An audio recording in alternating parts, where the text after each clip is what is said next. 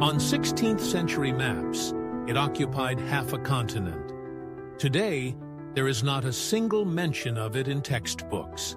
It was called Great Tartary. Myth? A cartographer's mistake?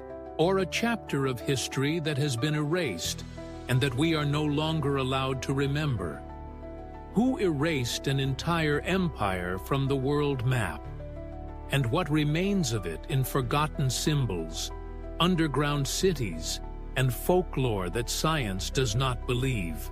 This is a story of disappearance that is worth hearing.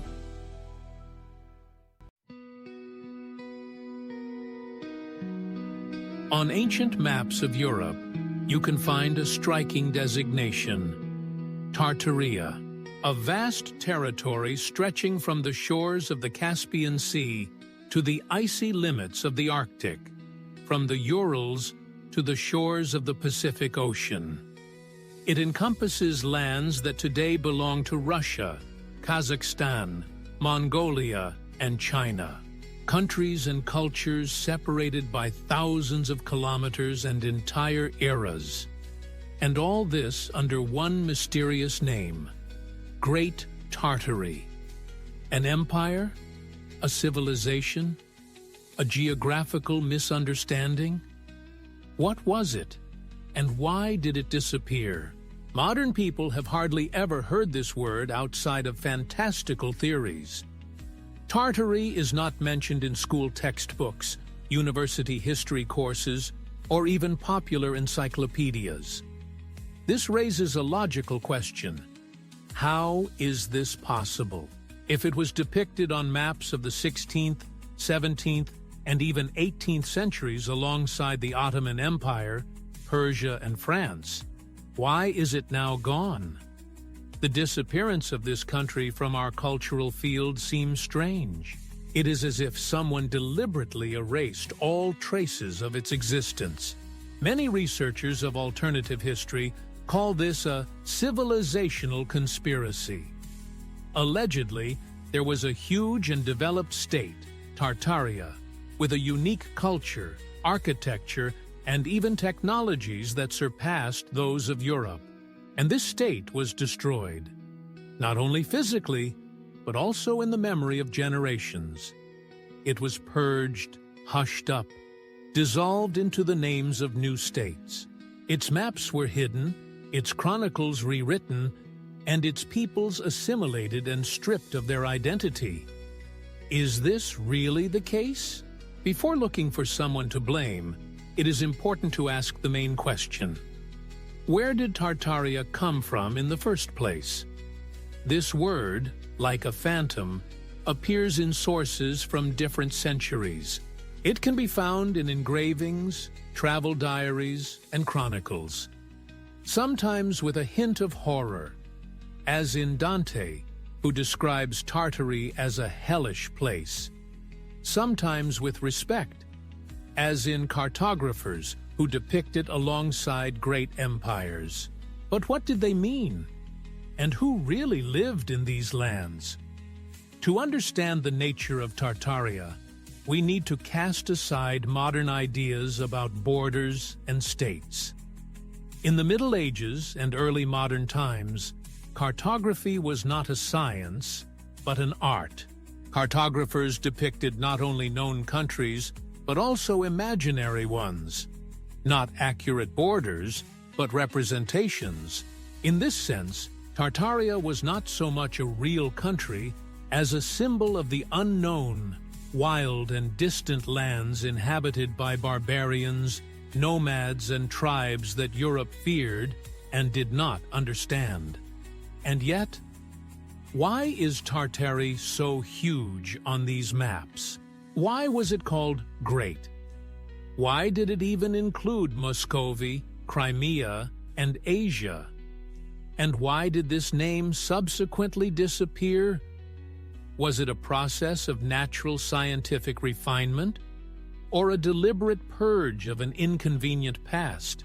This story is not just about the disappearance of a geographical name. It is a story about who decides which peoples will go down in history and which will disappear. who dictates the picture of the world, and why sometimes a new word on a map is enough to erase an entire civilization. The word Tartaria first appears in medieval Latin texts, where it refers to the vast, poorly explored territories of Asia.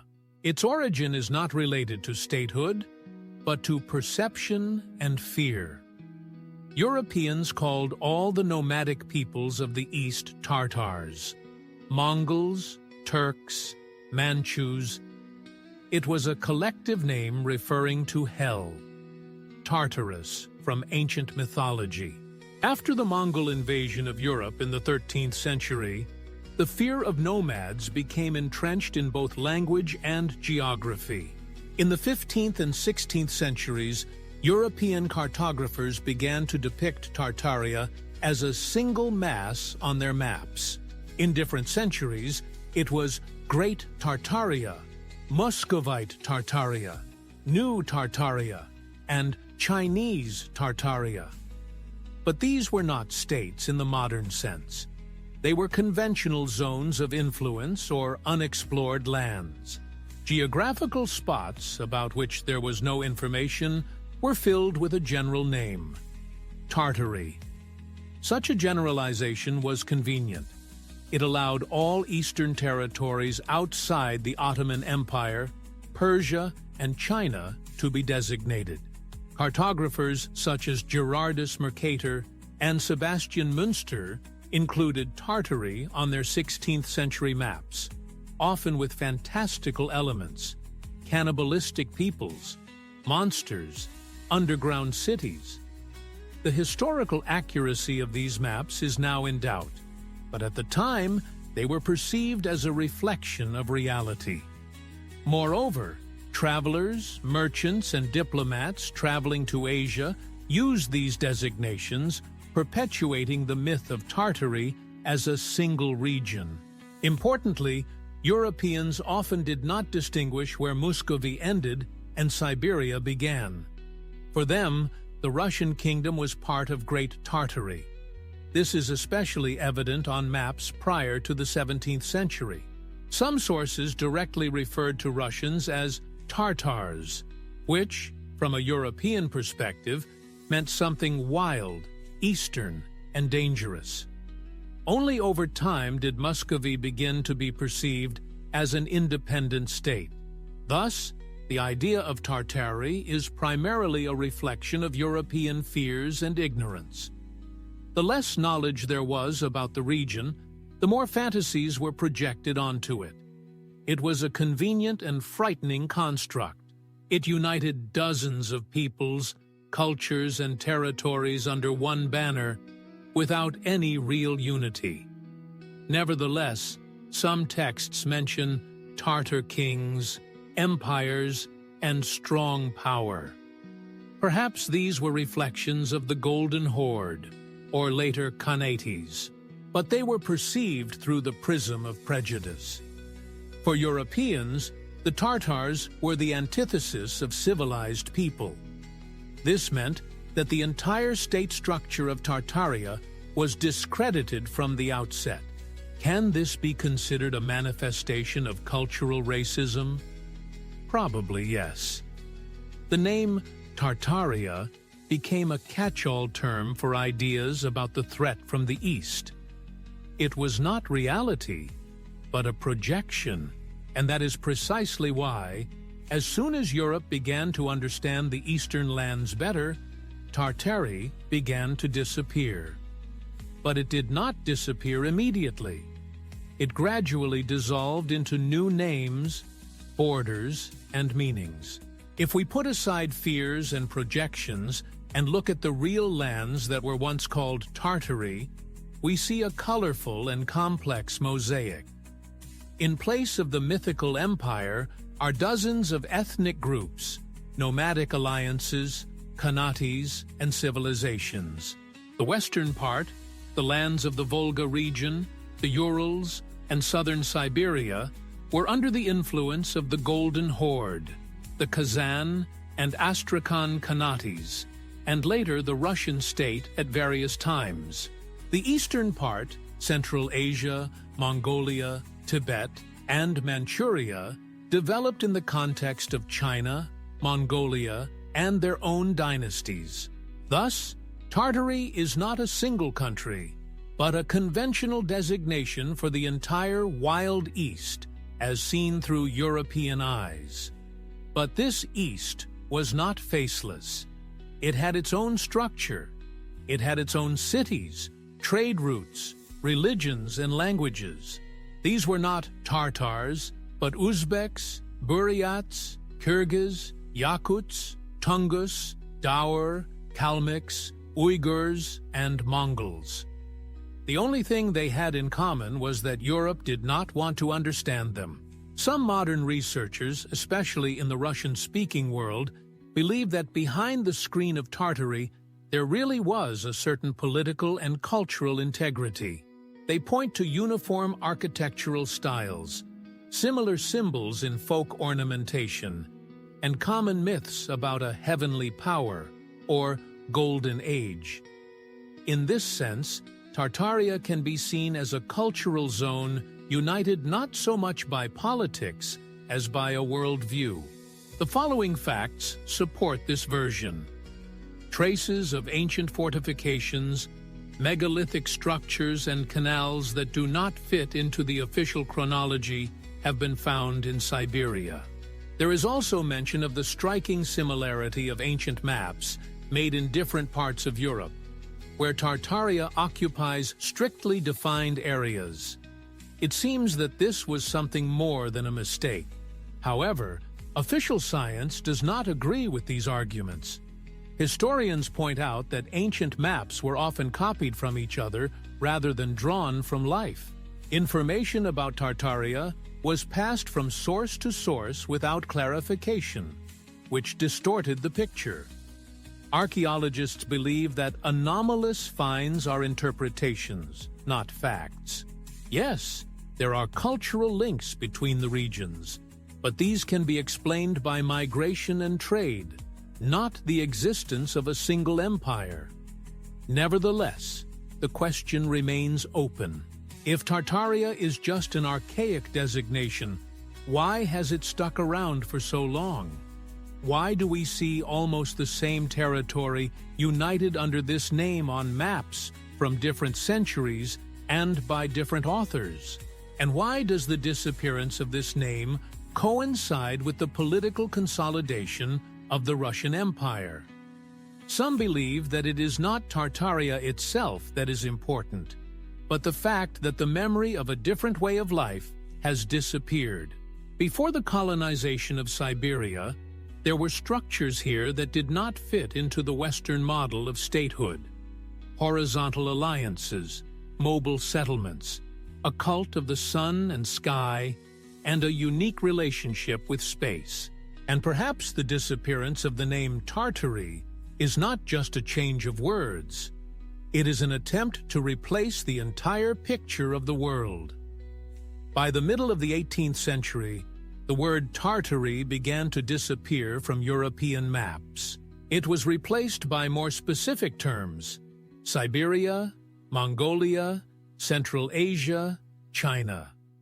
Muscovy finally became the Russian Empire, and instead of the mysterious Great Tartary, administrative units, provinces, khanats, and viceroyalties appeared.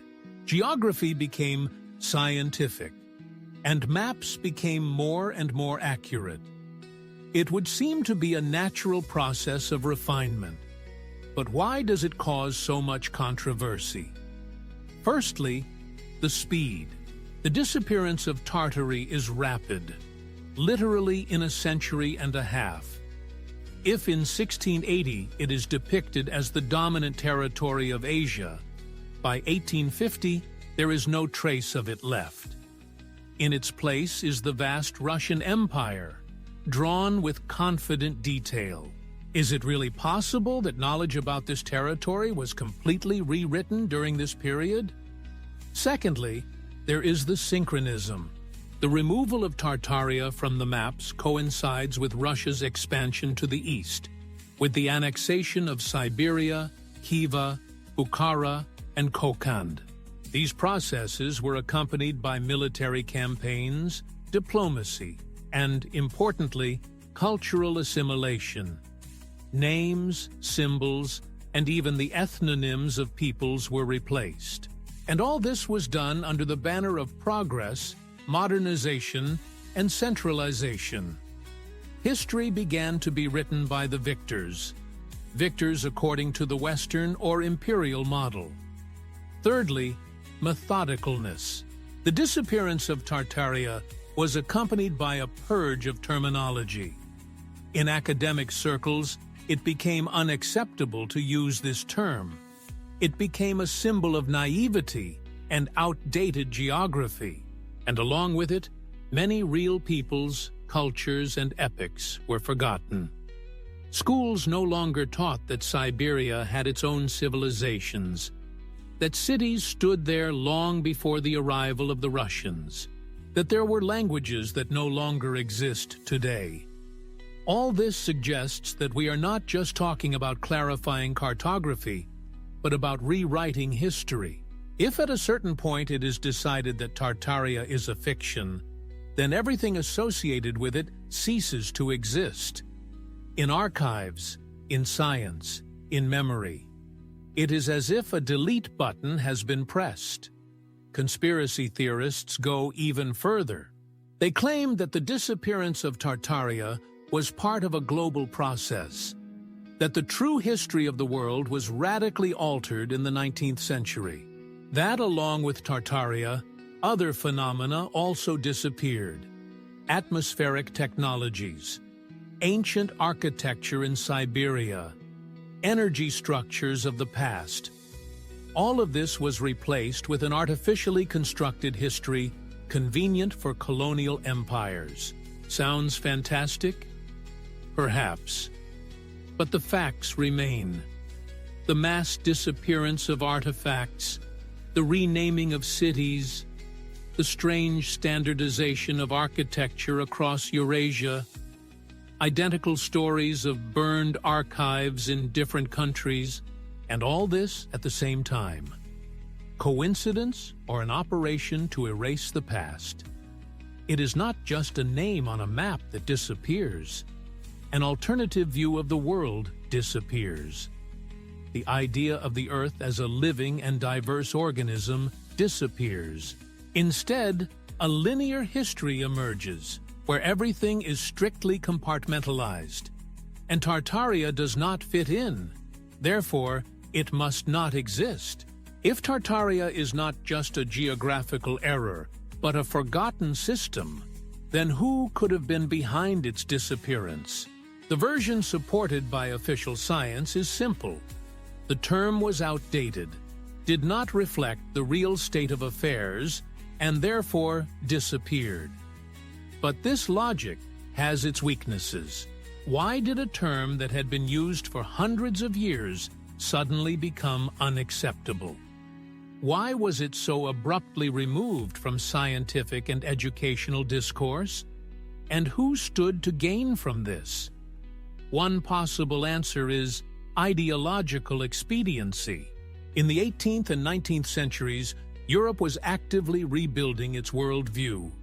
It was the dawn of the Age of Enlightenment, scientific classification, and imperial expansion.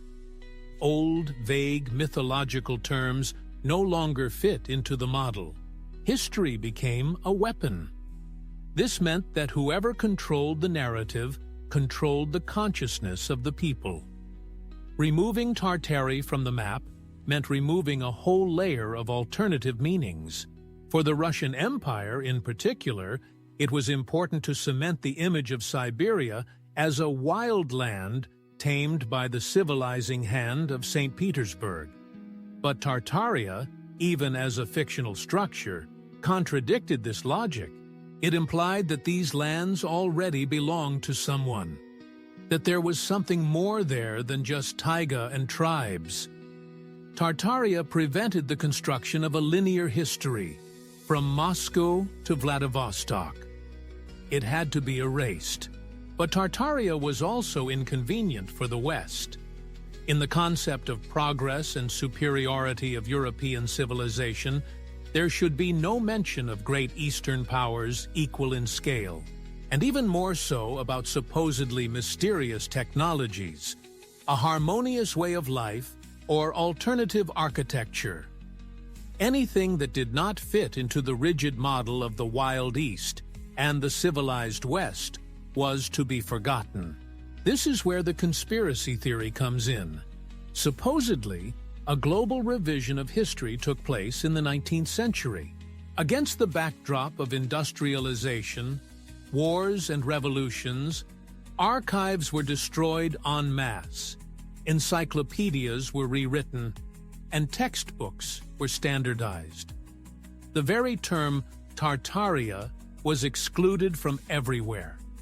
References were purged, and along with them, cultural artifacts, strange buildings, maps, and books disappeared. Some point out that it was during this period that major fires broke out in archives and libraries in many countries. In St. Petersburg, Paris, London, Washington, the same scenarios: accidental fire, loss of collection, unreliable sources, and always at the same time, from the middle of the 19th century to its end. Of course, much of this can be explained by coincidence, but if we discard chance, we are left with the impression that a campaign to unify knowledge was underway. Anything that did not fit into the new model of the world was simply cut out. In this context, the disappearance of Tartary becomes not a scientific reform, but a cultural purge. This was made possible because it affected those who had no way of defending their names and memories. This is precisely why the topic of Tartaria stirs people's minds. It touches on the most important question of all: who writes history? And who benefits from us knowing nothing about our own past? Despite the fact that Tartaria has disappeared from official maps and textbooks, traces of its presence can be found all over the world. These traces are not evidence in the strict scientific sense, but oddities that require explanation. Anything that does not fit into the official chronology gives the impression of a hidden history that is not found in books. Let's start with maps. On dozens of old images from the 16th, 17th, and even 18th centuries, a territory called Great Tartary occupies a significant part of Eurasia. And what is striking is that these maps were made by different authors in different countries centuries apart, but they repeat the same outline of borders. Why? How did this coincidence come about? Some argue that the authors simply copied each other. But if that is the case, where did the original model come from? One that is so consistent and repetitive? Next, there is the architecture. In the cities of Siberia, the Urals, and the Volga region, you can find buildings that look out of place in their context. Stylobates, massive columns, giant windows, and bizarre domes. They resemble ancient or even industrial architecture, but were officially built at a time when there was neither stone construction nor specialists in these places. Supporters of the Tartar theory claim that these are remnants of the Tartarian civilization, adapted or rebuilt to suit the needs of the new authorities. The topic of underground structures is of particular interest. In Novosibirsk, Kazan, Omsk, Tomsk, Krasnoyarsk, practically every large city, buried lower floors of buildings, semi-basements leading nowhere, and networks similar to catacombs have been found. All of them date back to the 19th century, but in fact could be much older. The question arises, were they buried as a result of a disaster, or deliberately to hide their origin? There are other traces: old maps with unusual symbols, images of huge walls and towers in places where they should not be, Descriptions by travelers mentioning Tartar kings, flying chariots, and a city of glass. All this certainly requires critical reflection, but if we piece together the fragments, a picture emerges. Perhaps Tartaria was not a myth, but an alternative form of civilization that was suppressed and assimilated. Even folklore has preserved echoes of this. Folk tales from the Urals, Siberia, and Altai tell of great kingdoms in the east, wise rulers, lost cities, and secret knowledge. These myths are not recorded in textbooks, but live on in the memory of generations. Perhaps this is the voice of Tartaria itself, silenced but not erased. Technological anomalies are a separate topic. Electric antennas resembling cathedral spires, strange mechanisms found during excavations, legends of eternal light in ancient temples. All this is attributed to Tartaria as a civilization of energy knowledge. Of course, there is no scientific evidence for these theories, but the questions themselves cast doubt on how complete our picture of the past is. The traces of Tartaria are not only material objects, they are gaps in our historical knowledge, voids that cannot be explained. And the more of these voids there are, the louder the question becomes. Maybe we really have lost something, or were we helped to forget it? In the end, the history of Tartaria becomes not so much a story about a real empire as a mirror of our historical memory. It reflects how easy it is to erase an entire civilization if you strip it of its name, context, and place in the narrative. It doesn't matter whether Tartaria was a real power or a generalized term. What matters is that it disappeared, and it disappeared so completely that almost no traces remain. This makes us wonder, how many more Tartarias were there on our planet?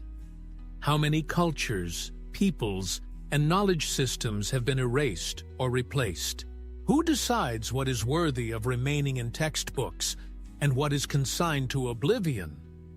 And, most importantly, can we trust the picture of the past that is presented to us as the only one possible? History is not just a collection of facts. It is an agreement, a construct, and often a political weapon.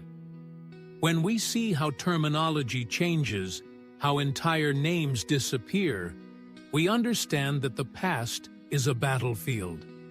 And Tartaria was one of the losing sides, not because it didn't exist, but because it was supplanted by more convenient meanings, more controllable ones. For some, the topic of Tartaria is an excuse to fantasize, to get carried away with alternative history, to find mysteries where there are none. But, for the thoughtful researcher, it is a lesson about the fragility of historical truth, about how the borders of states change and the borders of memory fade, and about how even a phantom like Tartaria can raise important questions. It is symbolic that Tartaria disappeared at the same time that the idea of the nation-state emerged. When everything has to be clear, borders, flags, capitals, and Tartary was not conventional. It did not fit into a framework. It was a zone of many voices, mixed cultures, nomadic identities. Perhaps that was its fault. Today, as we search for alternative paths to truth, it is not so important to prove the existence of Tartaria as it is to understand why we are so drawn to its image. Perhaps it is not about Tartaria, but about us. About our longing for lost unity, for meanings that do not depend on flags, for a past in which there was no total control over information. That is why the image of Tartaria does not disappear completely. It continues to live in minds, in myths, in questions, because it reminds us that history can be erased, but the desire to bring it back cannot be erased.